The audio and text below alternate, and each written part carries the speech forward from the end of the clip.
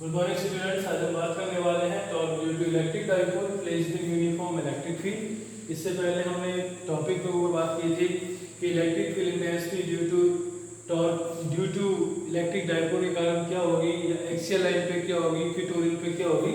अब हम बात करेंगे इन यूनिफॉर्म इलेक्ट्रिक फील्ड के अंदर जब इलेक्ट्रिक डाइपोल को हमने प्लेस किया है।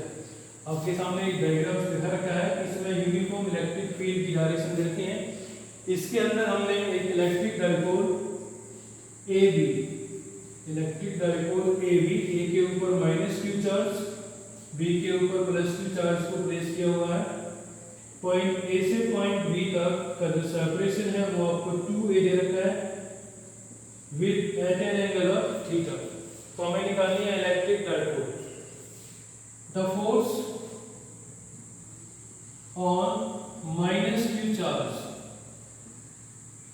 ड्यू टू इलेक्ट्रिक फील्ड कितना होगा। देखो फोर्स की वैल्यू क्या होती है, हमने बात की थी इलेक्ट्रिक फील्ड इंटेंसिटी क्या होती है, वो होती है फोर्स अपॉन चार्ज। तो फोर्स की होगी electric field intensity into charge. तो चार्ज कौन सा हमारा q, माइनस का q, तो फोर्स क्या होगा माइनस का q इनटू e। नेगेटिव है तो फोर्स की डायरेक्शन क्या रहेगी downward, F is equal to minus का Q into E।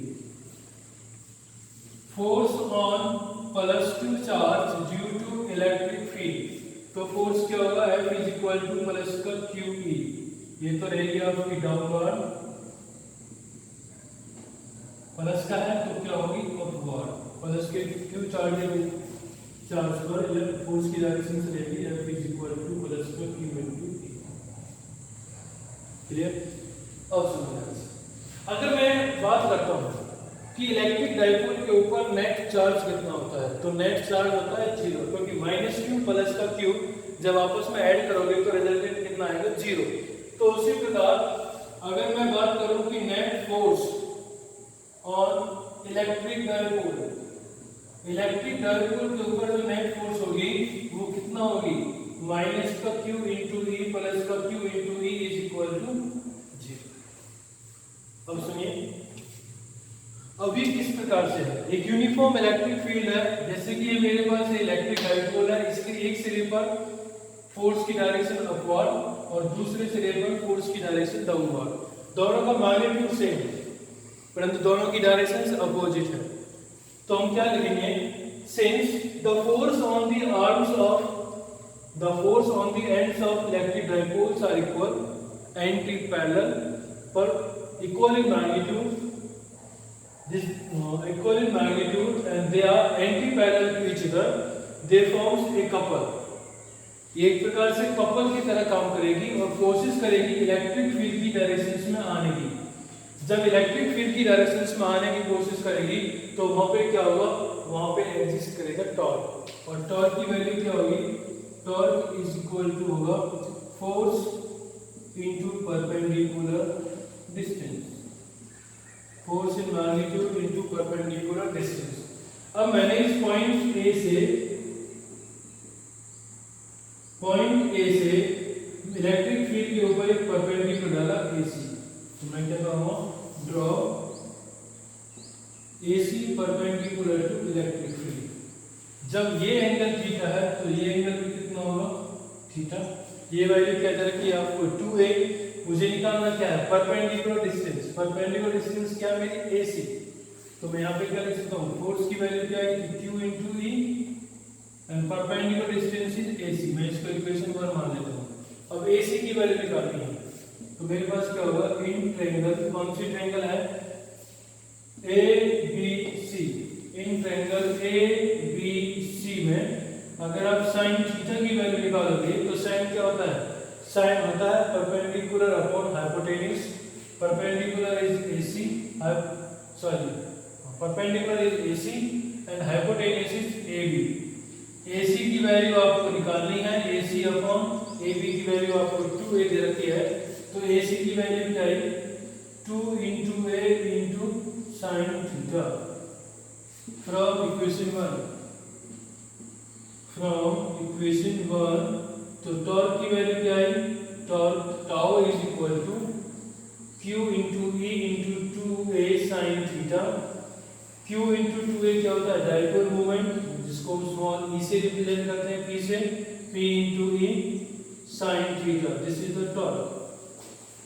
Here torque is here P is equal to Q into 2a। अगर वेक्टर फॉर्म्स में लिखना हो तो आप लिख सकते हो in vector form torque vector is equal to P का वेक्टर प्लस E का vector. This is the electric dipole. जब इलेक्ट्रिक डाइपोल को हमने यूनिफॉर्म इलेक्ट्रिक फील्ड में रखा है तो वहां पे टॉर्क जो होता है, देखो ये आपके पास यूनिफॉर्म इलेक्ट्रिक फील्ड थी, हर जगह पर इलेक्ट्रिक फील्ड की जो वैल्यू है वो सेम होगी। यहाँ पे एक इलेक्ट्रिक डाइपोल है, इस पॉइंट ए पर जो चार्ज है वो है माइनस का QE, इस पॉइंट बी पर है वो है प्लस का QE। माइनस चार्ज है तो फोर्स की डायरेक्शन डाउनवर्ड, प्लस चार्ज है तो फोर्स की डायरेक्शन अपवर्ड, नेट फोर्स 0 होगा। इस डाइपोल के दोनों सिरों पर फोर्स की जो डायरेक्शन की जो वैल्यू है वो इक्वल और अपोजिट है, परंतु एक दूसरे के एंटी पैरेलल है, जिसके कारण वो काम करेगी एज ए इलेक्ट्रिक कपल की तरह और कोशिश करेगी कि इलेक्ट्रिक फील्ड की डायरेक्शंस में आने की। जब इलेक्ट्रिक फील्ड की डायरेक्शंस में आने की कोशिश करेगी तो वो इलेक्ट्रिक फील्ड को क्रॉस करेगी। जब क्रॉस करेगी तो क्या होगा? टॉर्क पर प्रोड्यूस होगा। टॉर्क होता है force in magnitude into perpendicular distance. Perpendicular distance मैंने A से E के ऊपर AC को परपेंडिकुलर लगा। जब ये एंगल थीटा है तो यहाँ पर भी थीटा, तो यहाँ से मैंने साइन थीटा की वैल्यू निकाली। उस साइन थीटा की वैल्यू को निकालने के बाद वहां से AC की वैल्यू आई। उस AC की वैल्यू को इक्वेशन 1 में पुट किया, वहां से टॉर्क आ गया tau is equal to P sin theta. अब तक हमने बात की थी टॉर्क के ऊपर, अब हम बात करेंगे potential energy. Potential energy due to electric dipole placed in uniform electric field. कि जब हमने डाइपोल को एक यूनिफॉर्म इलेक्ट्रिक फील्ड में रखा था तो वहां पे टॉर्क की वैल्यू क्या आई थी? वहां पे टॉर्क की वैल्यू आई थी tau is equal to P sin theta. ये वैल्यू हमने अभी भी निकाली थी।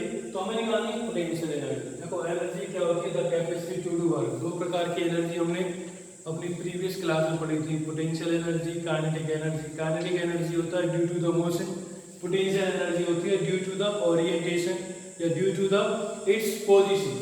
अब हम बात कर रहे हैं इलेक्ट्रिक डाइपोल जब यूनिफॉर्म इलेक्ट्रिक फील्ड में होगा तो पोटेंशियल एनर्जी क्या होगी? It is the energy possessed by the dipole when it is oriented in the uniform electric field. कि जब वो यूनिफॉर्म इलेक्ट्रिक फील्ड के अंदर होता है तो उसके ऊपर जो भी पोटेंशियल एनर्जी हो, जो भी एनर्जी होगी तो उसे हम क्या बोलेंगे? Potential energy. तो पोटेंशियल एनर्जी निकालने के लिए सबसे पहले हमें ये पता है कि जब हमने इलेक्ट्रिक डाइपोल को यूनिफॉर्म इलेक्ट्रिक फील्ड में रखा तो टॉर्क कितना आया? Tau is equal to P sin theta. Now अब कैसे करोगे? इसको करने का सबसे सिंपल सा तरीका बताऊं। अब यहाँ पे मेरा इलेक्ट्रिक डाइपोल है। जब इलेक्ट्रिक डाइपोल है तो इन दोनों सिरों पर जो फोर्स है वो इक्वल और अपोजिट है। अब जैसे ही ये अपनी पोजीशन चेंज करेगा, अगर ये स्मॉल पोजीशन चेंज करता है तो जब पोजीशन चेंज करेगा तो इसका एंगल वेरी करेगा। जब एंगल वेरी स्मॉल करेगा तो जो स्मॉल वेरिएशन आया वो मैंने माना कोई d थीटा। तो स्मॉल अमाउंट ऑफ वॉल्यूम कितना होगा? Small amount of work done वो किसके बराबर होगा? वो होगा dW is equal to tau into d theta. क्यों? अगर मेरा डाइपोल यहाँ पे था, इस पॉइंट पर था और इसमें थोड़ा सा वेरिएशन चेंज हुआ, जो एंगल आया तो d थीटा, तो स्मॉल अमाउंट ऑफ वर्क भी होगा। तो टाउ की वैल्यू क्या थी? टाउ की वैल्यू थी P sin theta into d theta. अगर मेरा इलेक्ट्रिक डाइपोल अपनी पोजीशन चेंज करता है थीटा 1 से थीटा 2 की तरफ, तो टोटल वर्क इसके बराबर होगा, टोटल वर्क डन जो होगा वो होगा W is equal to integration of dW। इस small amount of work done को अगर मैं इंटीग्रेट कर दूं कहां से कहां तक? थीटा 1 से थीटा 2 तक, तो वो क्या रहेगा मेरा total amount of work done. तो theta 1 to theta 2 PE sin theta into d theta. PE मेरा common, PE theta 1 to theta 2 sin theta into d theta p sin का integration minus cos theta theta 1 to theta 2 तो minus का p value put करोगे तो क्या आएगा cos theta 2 minus cos theta 1। तो मेरे पास वर्ग कितना आया वर्ग इज इक्वल टू आ गया माइनस का p e cos theta 2 minus cos theta 1। this work is stored in the forms of energy। तो हम क्या कह देंगे हम बोल देंगे this work is transferred into energy potential energy U is equal to W is equal to minus का P E cos theta 2 minus cos theta 1 where theta 1 is the first position and theta 2 is the final position। This is the potential energy due to electric dipole। अगर इस unit के अंदर this is the first B यहाँ पे आपकी first B electrically complete होती है। अगर इस पूरी फर्स्ट बी के अंदर किसी भी टॉपिक में कोई भी परेशानी हो तो या तो व्हाट्सएप कर दीजिए या फिर कमेंट बॉक्स में कमेंट कर दीजिए। Thank you.